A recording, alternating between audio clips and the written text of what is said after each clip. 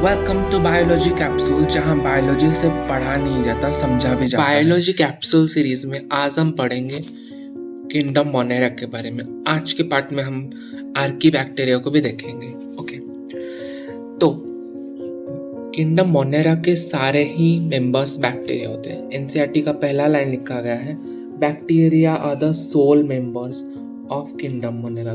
Kingdom Monera में bacteria ही पाए जाते हैं। They are cosmopolitan. कॉस्मोपॉलिटन का मतलब क्या है? ये हर जगह, प्रेजेंट एवरीवेयर, हर जगह पाए जाते हैं। A handful of soil can have hundreds of bacteria and bacteria are very abundant. ये बोल रहा है कि हम एक मुट्ठी भर मिट्टी लेंगे तो वहाँ पे हंड्रेड्स ऑफ बैक्टीरिया ही पाया जाएगा। मतलब बैक्टीरिया हर जगह पाए जाते हैं। ओके, ये बैक्टीरिया हॉट स्प्रिंग हो गया, बैक्टीरिया एक्सट्रीम हैबिटेट्स में रहते हैं, जैसे कि हॉट स्प्रिंग हो गया, डेजर्ट, स्नो, डीप ओशन, और कहीं कहीं पर दूसरों के ऊपर रहते हैं। Many of them live in और on other organism as parasites. वो पैरासाइट के तरह वो ऑर्गेनिज्म में भी रहते हैं। Bacteria grouped under 4 categories based on their shape. Shape के बेसिस में इनको 4 कैटेगरी में रखा गया है। देखो, ये हो गया कोकस, हो गया ऐसे गोल गोल स्फेरिकल शेप वाले। ये वैसिलस जो रॉड शेप के हो गए, और कुछ कॉमा शेप जैसे ऐसे विब्रियो हो गए, और कुछ स्पाइरल शेप के स्पाइरेलियम। ओके, शेप के बेसिस में इनको 4 कैटेगरीज में रखा गया। स्फेरिकल कोकस, जिन्हें प्लूरल में कोकाई बोला जाता है। रॉड से bacillus, bacilli. The comma shape vibrium, vibrio. And the spiral, spirillum, spiral shape के। ये हो गए बैक्टीरिया के कुछ शेप्स। ओके, अब चलते हैं। यहाँ पे लिखा गया है कि जो बैक्टीरिया है वो दिखने में सिंपल होते हैं, but they are metabolically very complex. मतलब कि वो देखने में तो बहुत सिंपल है, पर मेटाबॉलिकली वेरी कॉम्प्लेक्स। मतलब कि उनका न्यूट्रिशन होना व एनर्जी प्रोडक्शन करना वो बहुत ही डिफरेंट है। They are very high metabolic and nutritional diversity. मतलब कि हेट्रोट्रॉपिक भी हो सकते हैं, ऑटोट्रॉपिक भी होते हैं। कुछ हेट्रोट्रॉपिक में सैप्रोफिटिक हो सकते हैं, पैरासिटिक हो सकते हैं, और ऑटोट्रॉपिक में फोटोसिंथेटिक जो लाइट यूज करते हैं, और केमोसिंथेटिक जो इनऑर्गेनिक केमिकल्स को यूज कर सकते हैं। तो एनसीईआरटी में लिखा गया है, simple structure but they are metabolically very complex. Prokaryotes क्या होते हैं? प्रिमिटिव टाइप के न्यूक्लियस होते हैं, वो हो गए बैक्टीरिया। उनको हम प्रोकैरियोटिक ऑर्गेनिज्म बोलते हैं।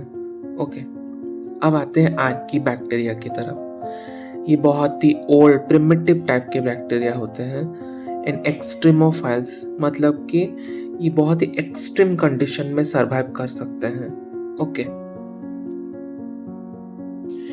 ये आर्की बैक्टीरिया जो होते हैं वो बहुत ही एक्सट्रीम कंडीशन में रहते हैं। चलो देखते हैं। थर्मो एसिडोफाइल्स जो रहते हैं हॉट और एसिडिक स्प्रिंग्स में, जहाँ पे टेम्परेचर बहुत ही ज़्यादा होता है, लो पीएच होता है।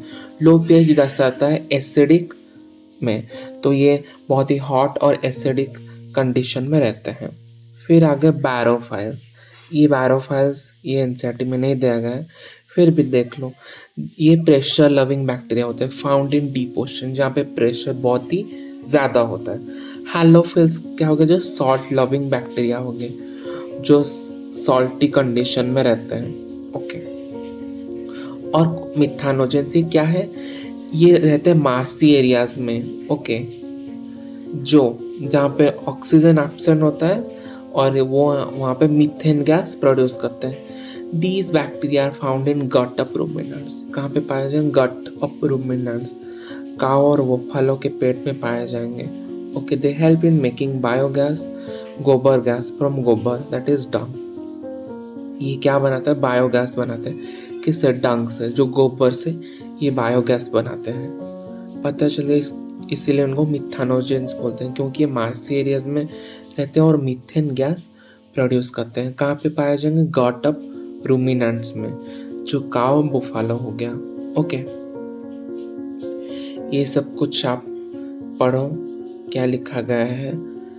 साइक्रोफिल्स जो स्नो जहाँ पे टेम्परेचर बहुत कम है, अल्कोलोफिल्स जो बेसिक कंडीशन में रहते हैं, मतलब पीएच उनका ज़्यादा होता है वहाँ पे।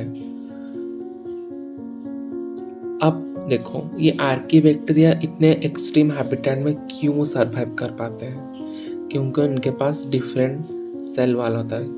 देखो यू बैक्टीरिया जो ट्रू बैक्टीरिया होता है वो आगे पढ़ेंगे, उनका सेल वॉल पेप्टिडोग्लाइकन और म्यूरन से बना होता है, पर आर्की बैक्टीरिया में ये नहीं बना होता, वो स्यूडो पेप्टिडोग्लाइकन व स्यूडो म्यूरन से बना होता है।